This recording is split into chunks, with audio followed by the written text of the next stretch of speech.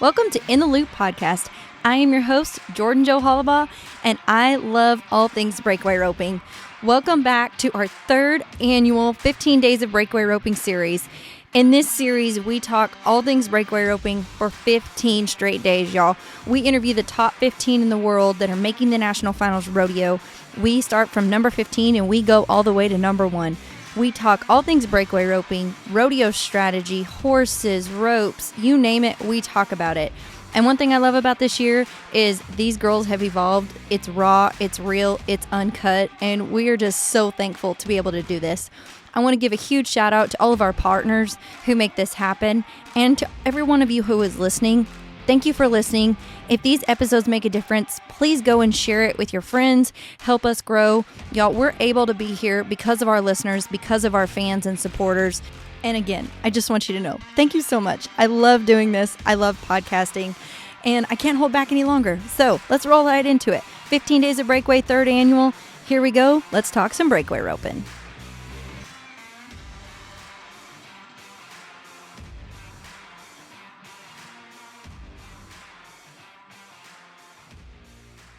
Today, I am here with Hali Williams, which pet peeve of mine has been pronounced Hali, Holly, Holy. I mean, I don't know how many different times it's been pronounced wrong. It is Hali Williams. She's coming in with back number 2, over 146,001 this year.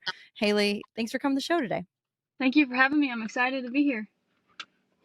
You had a stellar year. You started out off with a bang, but I want to talk a little bit about your 2022 year before that, because you really just kind of set yourself up. You kind of hung out, figured everything out, showed up at the buildings, and then you started off with a bang. I remember at this time last year, I think we started off in Edna, was our first rodeo for the year, and you and I were there, and you started off there, and you're like, I have this bet with my dad. I can't tell you about it, but I've really, I've got to stick strong and end up number 1 at the end of this year. And we have a bet. And I think you won that bet. So, and you stayed consistently there throughout most of 2023. So talk a little bit about your year 2022 and just kind of how you guys laid it out and set it up to start off 2023. So we got lucky with a little young horse that was kind of doing great in the breakaway open, and I got to steal him from my dad to go to the Northwest in 2020. And the whole plan the entire year was to just make the buildings, to have a chance at making the NFR the next year. And I remember sitting down there because we drove in a day early to go watch the NFR last year. And I called Dad after the first day and I said, I don't want to do this. And he's like, what? I said, I don't ever want to be back in these stands watching my event. Like, if I'm doing this, I want to be doing it hard enough and, putting everything in it to make that NFR every year. And he's like, all right, let's do it. And so our bet was, let's be in the top 3.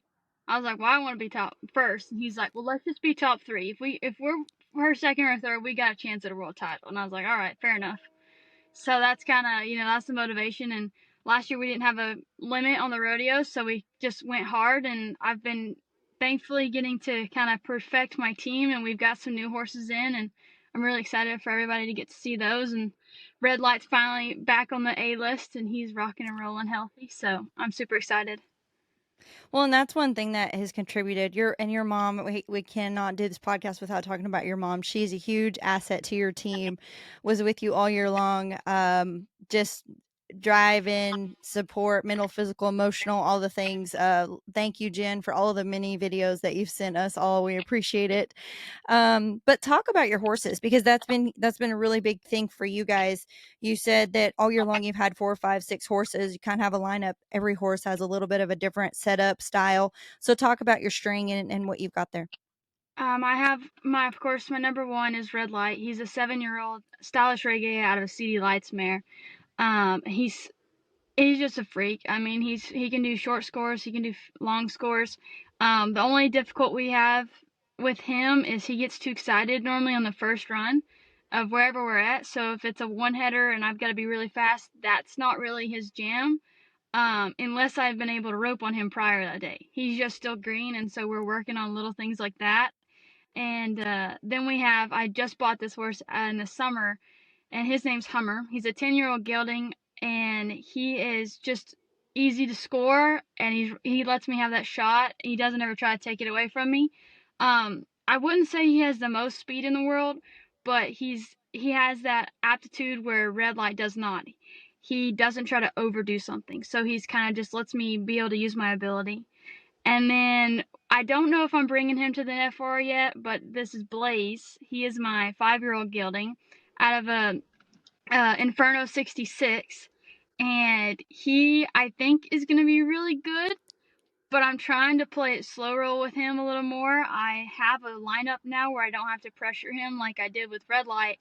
I kind of was like, well, you're doing really good. I'm just going to throw you in the fire. So I'm trying to make sure I keep all of my buttons together and don't let him just go all over the floor with him.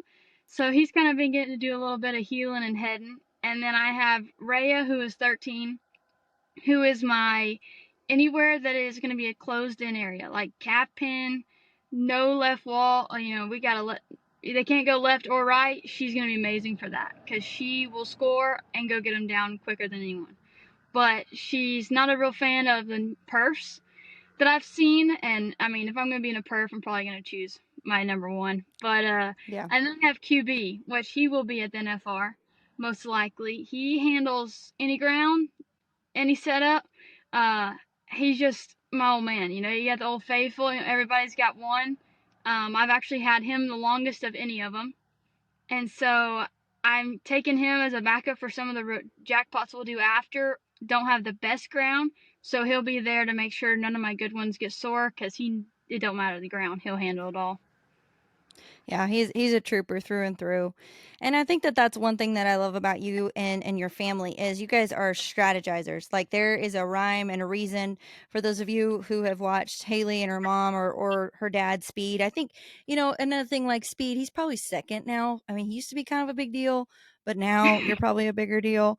Uh but you guys are strategizers for sure. And so you are videoing, you're breaking it down, all the things. So talk a little bit about your strategy for this year. You started off coming in hot, big win at Houston. You chipped away at the littler rodeos before the winter rodeos started at the end of the 2022 season. We're still in October, but the season starts over October 1st. Everybody starts off at zero again. And so you had some money won up, but then you went to Houston, win Houston. So talk a little bit about your strategy throughout the year after that big win and kind of how you approached it following that. I feel like I just tried to keep rodeoing and not really, of course you watch the numbers and you watch who else doing good, but to me, that was the plan in the end, was to try to just go as hard and as many rodeos as I could last year. So there was no like, oh man, I'm gonna take off this week, because the way I was raised, my dad's always been like, you have your career, you have your horses, and then whatever else you want, you have to figure out where your priorities are. And so it's kind of just been, if I'm taking a break off, that means my number one and number two string are taking off, and I'm gonna be on third and fourth going somewhere else, still staying sharp myself, but letting the A list have a break. Um, my strategy for the rodeo in 2023 after Houston was to just stay strong, to just keep going no matter if it's bad or good. I'd gotten a really bad slump in the summer and I didn't pull a check for 5 or 6 weeks. And not pulling that check, I let my mental game get a little weaker because I was like, man, I don't know what to do. And I mean, I'd get done with one run and I'd be like, what do I need to change? I just can't seem to catch. And we ended up, I drew out of a couple rodeos and I went home and I just reset. We had to just kind of I never really believed them when they said, you just have to go home. And when I would go to a friend's house and stay a couple of days and rope, but it's not the same as going home, letting your horses go to the vet, they get checked up on, make sure they're okay, so that's not one more thing in the back of my mind when I'm back in the box, being like, are they hurting? Is that why we're having these issues too? So I would definitely say I should have reevaluated my trip sooner, but my priorities always were just keep going. You feel like if you slow down, you get rusty. So I've been trying to keep going until sadly my foot made me slow down a little bit for this season. But Well, and I think we'll talk about that here in a second. You've got a little injury going on. Well, it's not a little injury. It's a big deal going on right now. But I want to talk a little bit about, okay, so I think the biggest thing that people don't realize is you see you win Houston, you win 50,000 and it's like you can't not win after that. You know, you were hot, you were hitting, you were going, you were doing all the things. And then like you said, you don't win a check for 5 weeks. Like Mm-hmm. 5 weeks is a long time, but 5 not weeks. just because it's 5 weeks, because we were roping almost every day for 5 weeks. And that's hard. Like that's not even hard. That's beyond hard. But everybody goes through it.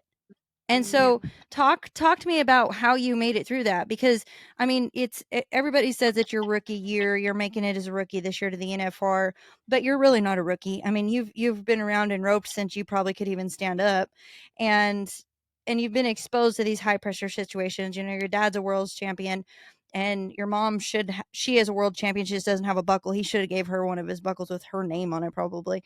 So But I mean, it's you've been around these situations, so you've seen it happen. So talk to me about how you got through that, and what were some of the things that like you got you up and kept you going. my family, my support system. I had daily calls with dad, and we would try to evaluate things I need to fix. My mom's really good at being the supporter until she's like, all right, you're putting pity on yourself, like get out of it, and so it's kind of nice. She's always that person that's always got the right thing to say, but also it's kind of like, all right, like I know you're having a rough time, but kind of get your crap together and like let's get this thing going. um but I kind of got lucky. I have a really great support system, and I have some great horses. And I actually had to do this the other day. We were talking. I had a little kid walk up and ask me they've been in a slump, and I was like, a good support system, and you gotta have fun in it. And I think I lost the fun. I think I started trying to, try to just go ahead and finish the season. Like where I was at, can we just stop it now? Don't want to watch. Don't want to go in any more rodeos. And I forgot that's the whole point of this. And so I had to Yeah. reevaluate my priorities and make sure they were in line with what I was doing, because I was driving all over the United States and even Canada, and then I lost priority and I lost the fun in it. I think I was so worried about going in with the number one back number that I forgot that I have an amazing support system, amazing horses, and I have a blast doing this. And so I just told him, I'm like, you gotta have the fun in it. And that's what I tell every kid. If you lose the fun, then why are you doing it? Because this is a sport that, you can go get a regular job, but this is not going to pay as good half the time. But if you love it, it'll be worth it. And so Right. that's what I had to reevaluate in my mental game is if I'm not having fun in the practice arena or at a jackpot, I need to go reevaluate where I'm at and get my priorities back in line. Well, and I think that that's great advice, because it's easy to all the things that go with it. For you're entered somewhere almost every day, you're driving or you're in the vehicle, going somewhere almost every day. You're competing against the same hundred and some girls. You see the same people every day. You know, I mean, so it's like it's easy to get caught up in the, I don't even know what the right word is. It's just like utter chaos, I think you can say. But it's easy to get caught up in it and then lose sight of, like you said, what you really wanted to do. So I love that you were able to go home and then, sharpen up and then come back out. And I'm sure your dad kicked your butt and you were like, hey, I'm going to kick your butt. And then, you both came out there. So you talk a lot about your dad. I guess we'll give him some credit, even though I try not to give him credit because I want you to have the credit now. But he is a multi-time world champion. He's huge in your roping. He breaks it down with you guys a lot. So talk about him and the influential part he's been to your roping and where you're at and where you're headed. I got pretty lucky growing up. I used to always joke, and for people that don't grow up with someone who rodeo before them or that was, you know, I've now I can say he was, famous in his time. But, for a young girl growing up, you don't realize your dad's famous. I just knew when we went to Vegas, I always had to tell him, put your head down, I'll lead you to the restaurant so we can go eat. Because in Vegas, it takes him 45 minutes to take 10 steps. He's always seeing someone he knows, or he's having to shake someone's hand.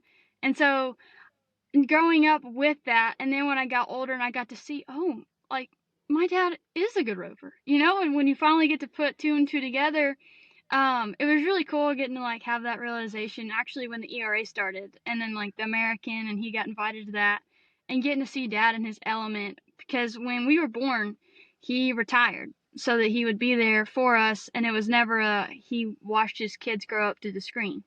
And so I mean, I can say as much as I want about, oh, I got my horses, whatever. Without him, I wouldn't be where I'm at. I mean, right now he's taking care of all the horses and making sure they're working right, and he's actually got Blazen's red light on the head side, so they're all, not fresh when I get back. But I mean, just like that, there's not very many people that can make sure your horses stay working, and he's, figuring out ways I can rope and improve myself, and I think that's something to always strive for, is to improve yourself, and he's someone still to this day that he's working on himself. Yeah. Well, and he's very active in all that he does. I know he's given a big clinician, does a lot of private schools and things like that. I mean, he'll always be involved in the industry. Your mom, your brother, little brother Gage, he's going to be here before we know it, and you're going to get traded in. Your mom's trading you in for Gabe. So, yeah, I don't know how you feel about that, but I know. I'm not really okay with it. We're just gonna act like it's not coming, and she's not gonna rodeo with him when he turns 18, and I'm gonna just be oblivious to it so that I don't have to face that for a little bit. Well, he's going to rub that in your face. I mean, it's I just know. going to happen. We're just gonna have to try to buddy. That's what I'm telling him. He's gotta tell me his plans, and I'll try to make sure we're on the same loop so that we can just take one rig, and I don't actually have to leave. I tell him, and he's like, "No, we're not. I'm doing my own deal. You're going to figure out your own way." When I went down the road of becoming an entrepreneur, it was really one of the scariest things that I have ever done, but something I'm so thankful for now. I have literally started from the ground up with over 10 years of experience, and that is where Fabrizio Marketing originated from. Marketing can be very confusing and overwhelming, and if you're just starting your business or you're not sure which steps to take or how to take them, let us help. We can help you get started from the ground up with establishing your business, creating a logo, creating a brand for your business, designing a website, social media management, email marketing, you name it, we can do it. Let's get focused on growing your business and let me and my team do the hard work for you. Visit our website at fabriziomarketing.com, or you can email me at jordan@fabriziomarketing.com. We can't wait to work with you. Now let's get back to breakaway roping. Well, and one thing I think that is really cool to note is that you've been a team roper most all of your life. You have started breakaway roping probably the past 4 or 5 years, and you really just stepped into that and focused on that. So what made you turn there? Like what made the decision for you to go, hey, I want to be a breakaway roper? Red light. Red light, I can give him all the credit for me wanting to, I got the amazing horse. I had,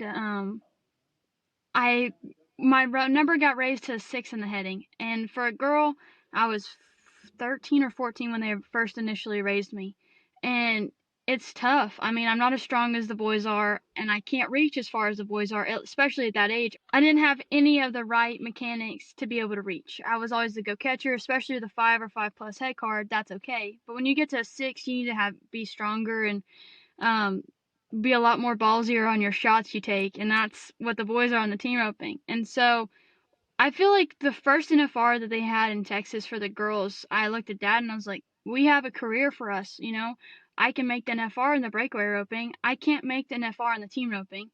And I honestly can't say my heart was truly in it at that point anymore.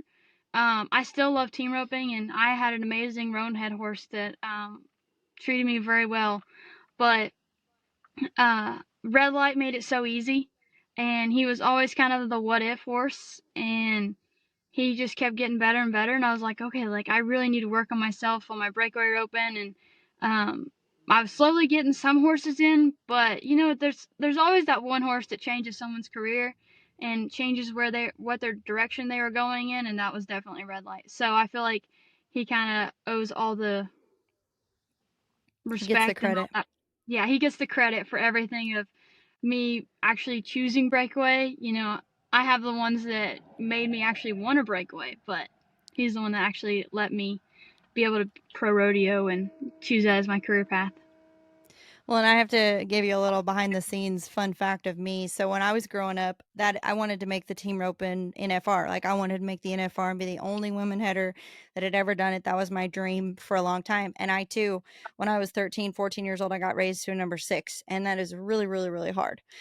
Mhm. And so then it's like your dreams change, right? You evolve. But I will have to say that my idol was always your dad. I wanted to rope like speed. I wanted to be able to throw fast and reach. And everybody knows to this day, like I still don't reach. You know, I have poop on my breast color for a reason. But he was my idol, and I always wanted to rope like speed and be the first girl that ever made the NFR in the heading. And so neat that we actually, I have a back number 2, and just the fact that we have a career, we have this career path that we get to make the NFR, we get to have these opportunities. It's getting better and better every year. So when you knew, at what point this year did you know you were making the NFR, and how did that make you feel? I don't feel like I was solid in my NFR until I'd say about Caldwell. I was still first, back and forth with Shelby. Actually, at Caldwell, I was second. But I was like, okay, we had enough of a gap between me and her and the rest of the group that I was like, I think I, punched my ticket.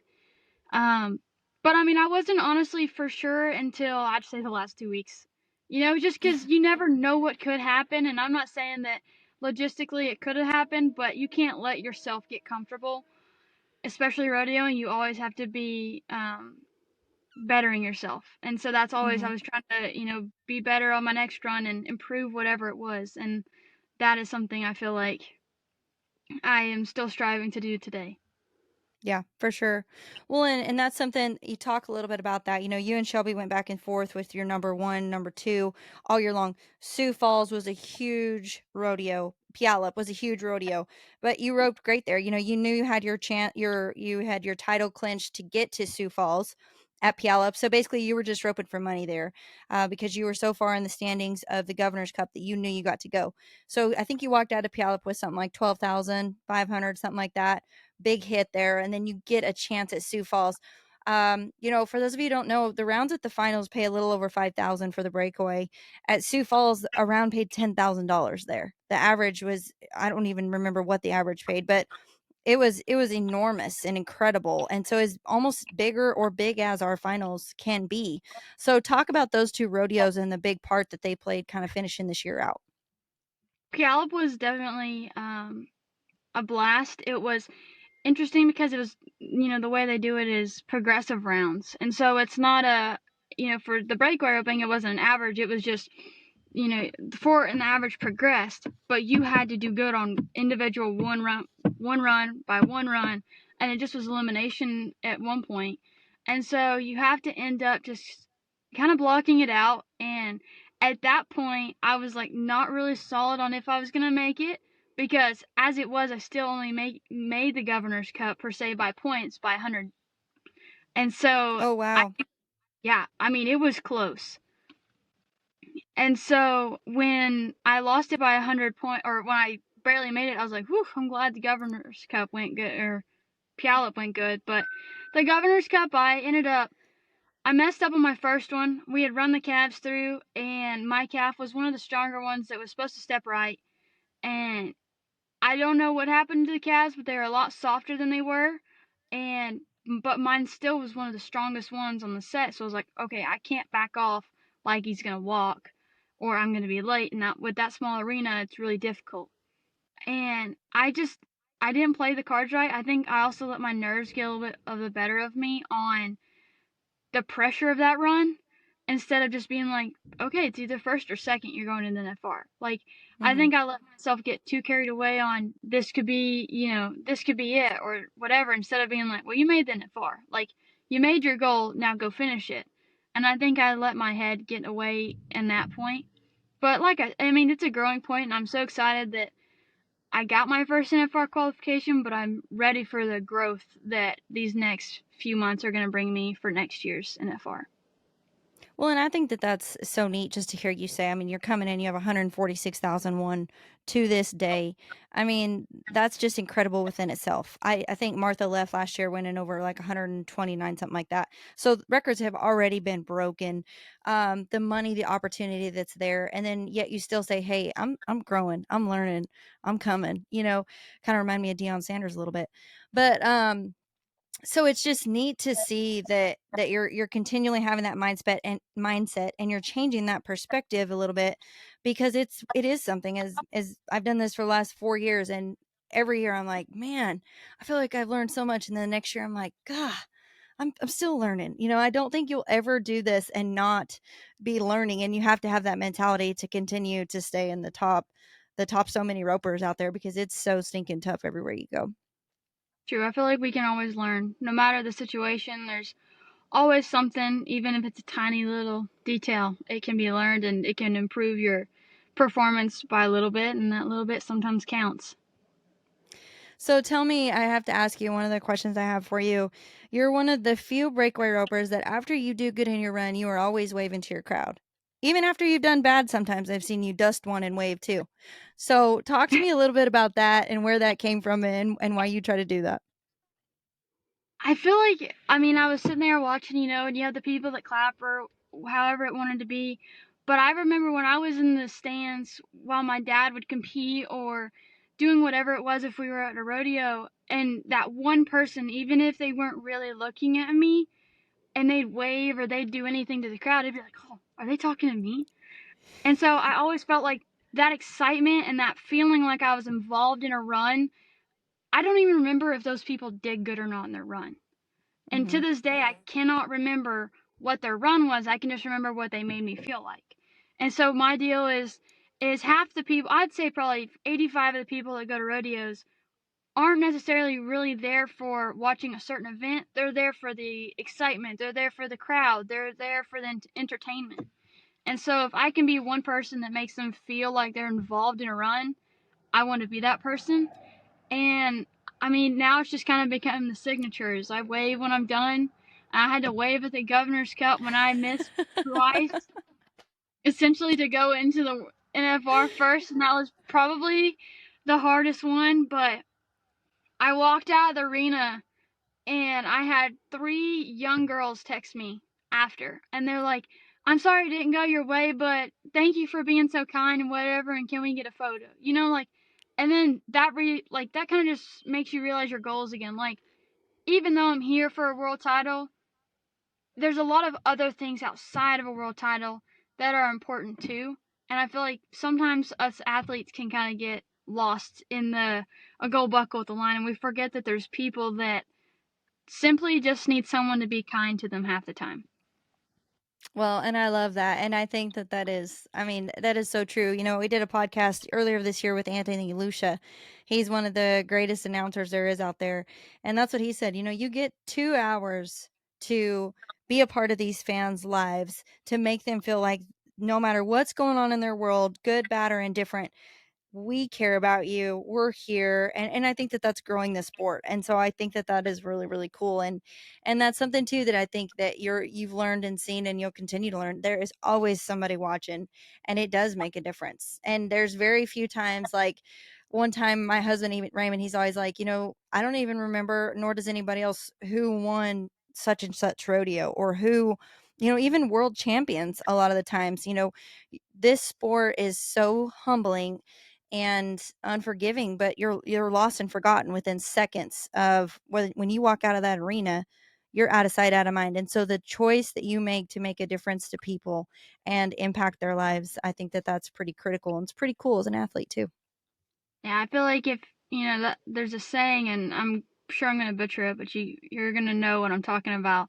Um, you know, you can win whatever, but nobody ever forgets the way you made them feel. They might forget Hmm. what you've accomplished, but that feeling of when you talk about someone, they're like, they were so sweet or they were so kind, and it's not, oh, she was stuck up or she was mean. You don't want to be that person, no matter if it's, a world title or you just fell off and you're still dusting the dirt off your back.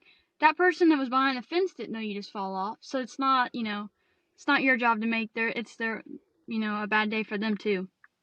Yeah. Well, I love that. But let's change gears a little bit. So you're headed into Las Vegas. You're facing quite a bit of a trial right now. You've got an injury going on, like you talked a little bit earlier. Your dad's taking care of your horses, and I'm sure your mom, your brother, all those things are going on. So tell us a little bit about what this injury is, how it looks, and kind of how you're getting prepared for Las Vegas.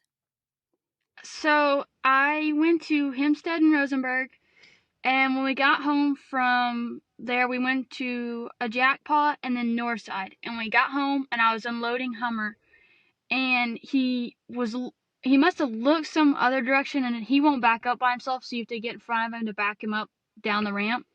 And I was in front of him, and he went to fall, and instead of just falling straight down, he jumped back on me and landed like at my hip, and then just scraped me all the way down my leg, and then stood on my foot to get back up.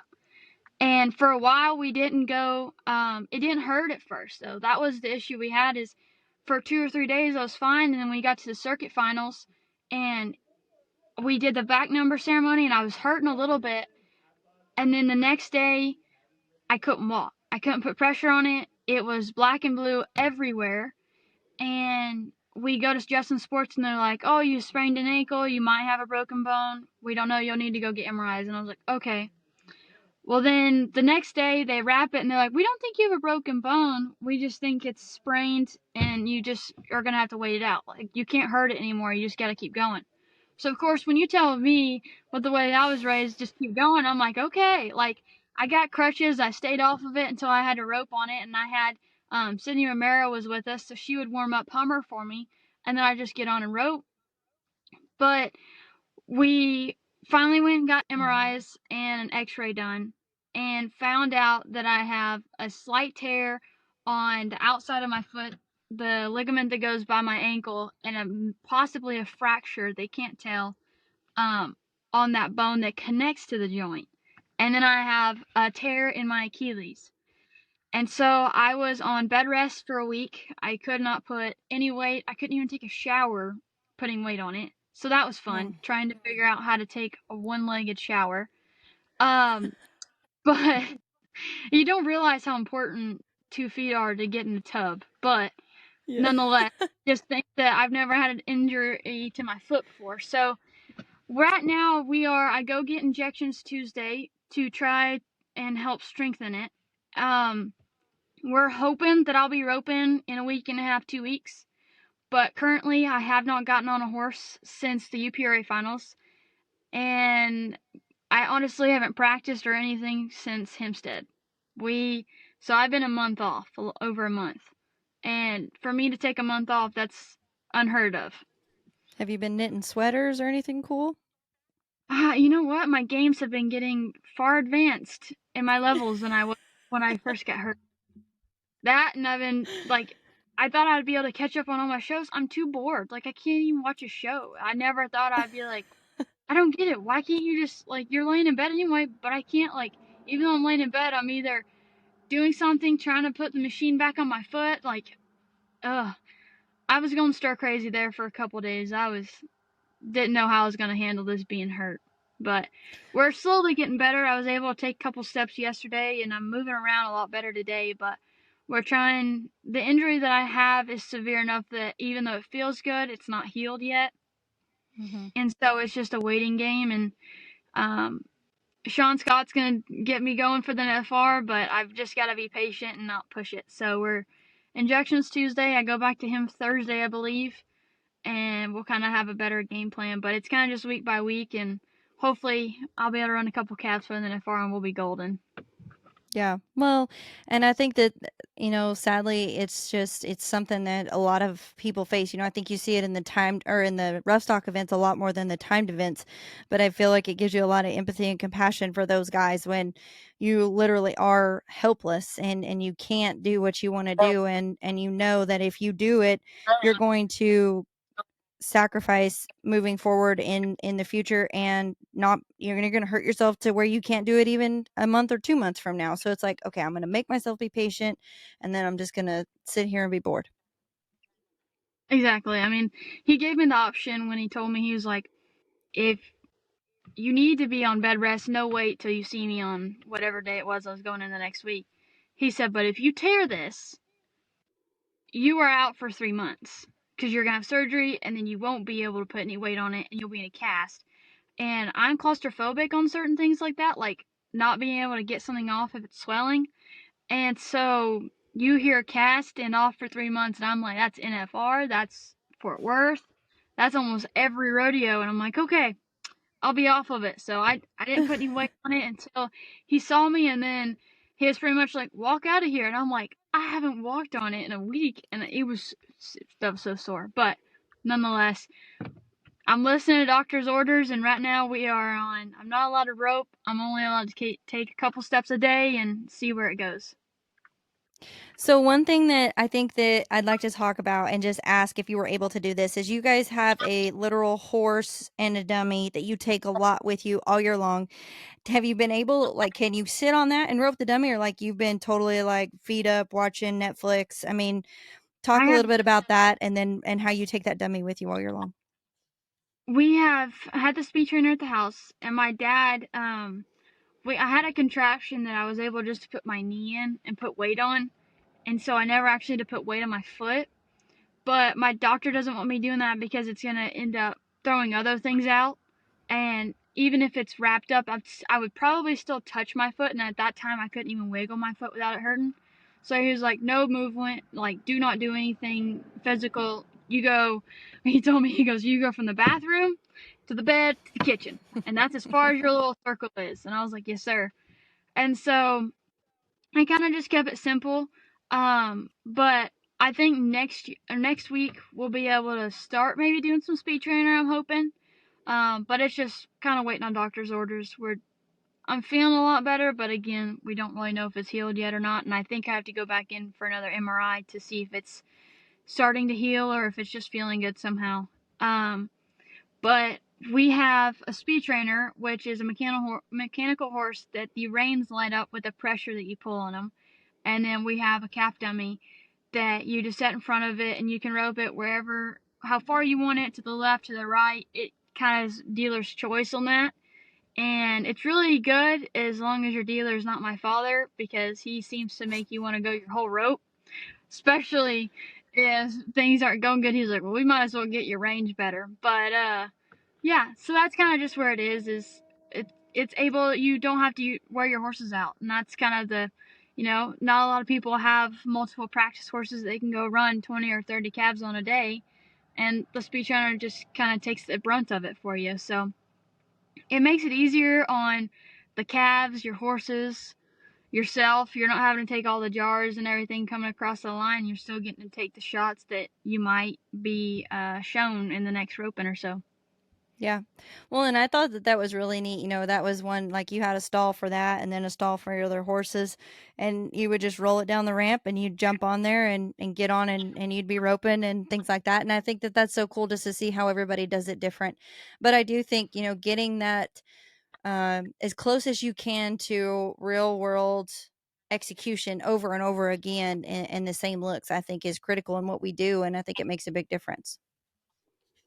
Yes, I do. I believe it. It can help sharpen your loops. It can increase your range with your rope, and it can, whatever you're working on, instead of trying to pin that one calf that you can't seem to catch, you can get on the dummy and set that calf up to where you can't catch it, and figure out what you need to do different, and then you can try to pin that calf that you hate so much and rope him again and hopefully catch it that time.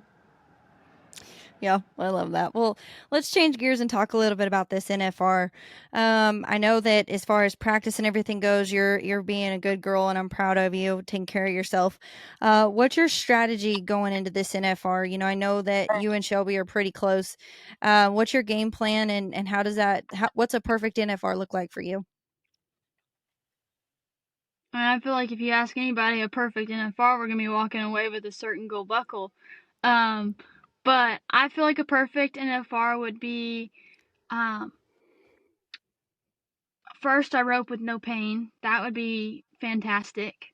And without any more injuries upcoming to me or my horses. And so that's first and foremost. And then I feel like if I was going in first, I'd be like, just consistency or, still aggressive. But I kind of get to let my hair down and be aggressive. I'm not in first, so I'm trying to attain first. And that's something that, Shelby is wicked at the NFR setup. She's been here before, and so she's going to know kind of the feel. And I'm the rookie coming in the NFR. I've never been there. I won't know the feel of it and the crowd and the excitement. And so that's something I'm kind of ready for, but I'm also, I don't know. I feel like I've changed a lot in my roping. I used to be the one that went fast every time and was super aggressive.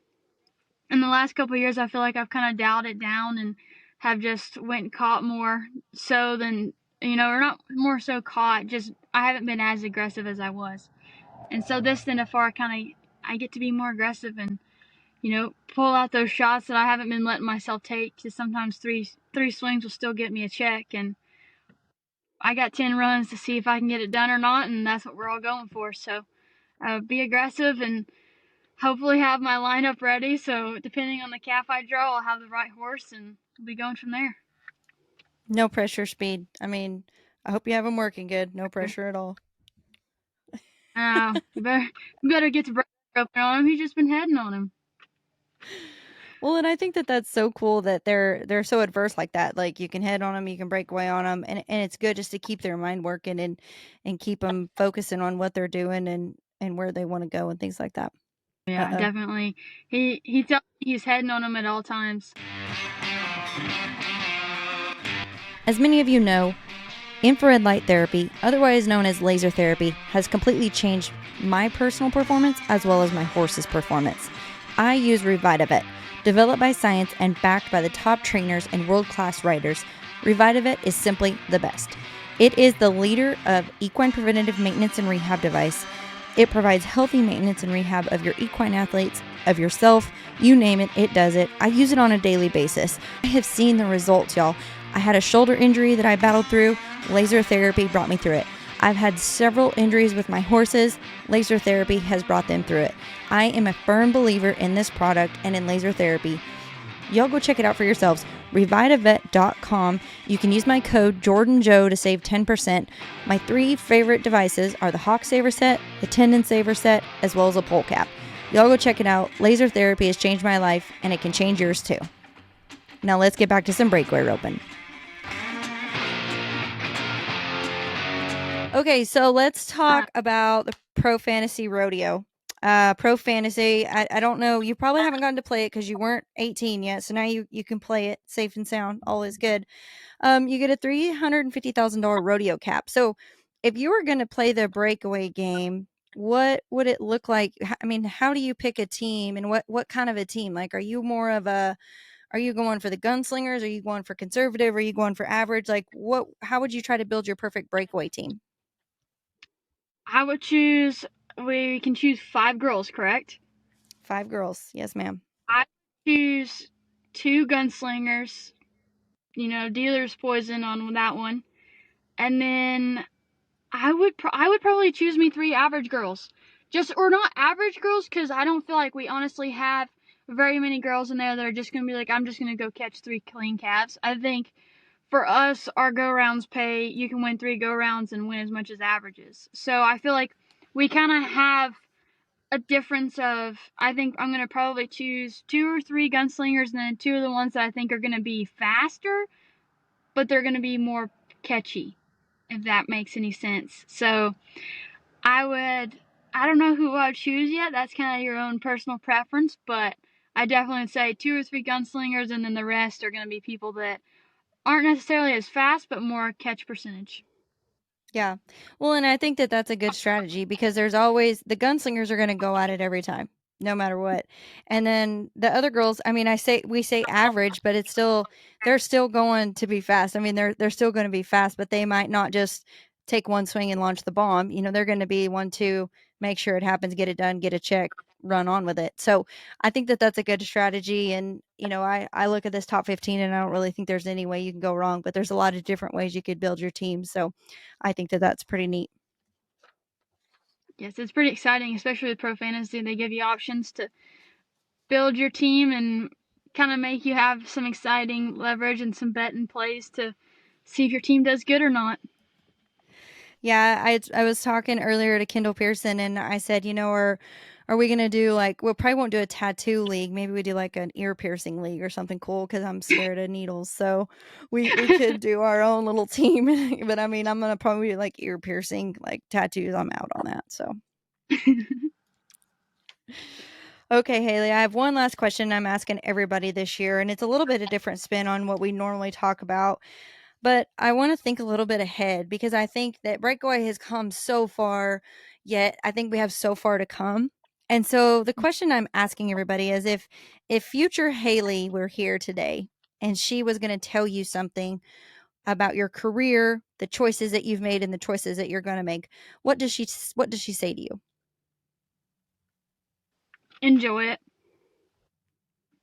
I probably would say, because that's what I feel like I would tell my younger self, and my future self might have a little better way of phrasing it, but I would say enjoy it. Because, I mean, just as it is, Houston's about to be a year since, and that feels like it was just yesterday. So I feel like enjoy it. Enjoy every step, every, per se miss, even if it's not pretty or whatever, but those are all things that are building blocks to get better, and so enjoy the process.